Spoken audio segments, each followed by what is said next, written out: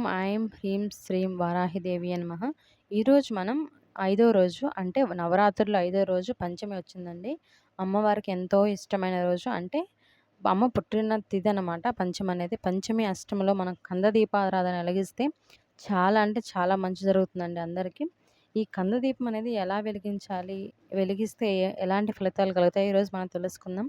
అమ్మవారికి నవరాత్రుల్లో కాదండి, ఎప్పుడైనా పంచమి, అష్టమి తిథుల్లో కంద దీపారాధన చేస్తే చాలా మంచి జరుగుతుంది.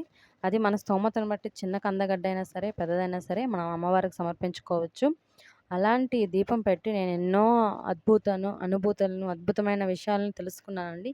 అలాగే మీరు కూడా కంద దీపం పెట్టుకోండి. ఈరోజు పంచమి కాబట్టి నేను కందలోనే మామూలుగా గుండెత్తయితే వేసుకోవచ్చు. గుండెత్తు కాకుండా ఇప్పుడు నేను పంచమి కాబట్టి ఏదైనా సరే 5 అంటే 5 కడ్డీలు కానివ్వండి, 5 ధూపులు కానివ్వండి, 5 ఒత్తులు కానివ్వండి, ఏదైనా 5 రకాల పువ్వులతో కానివ్వండి, అట్లాగా నేను కంద దీపంలో చేసుకుంటున్నాను.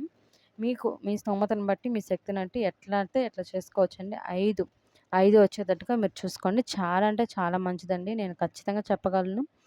అమ్మవారిని పూజించుకున్న వాళ్ళు లాస్ట్ 3 రోజులు కూడా పూజించుకోవచ్చు కంద దీపారాధనతో. Thank you for watching my video. Please subscribe.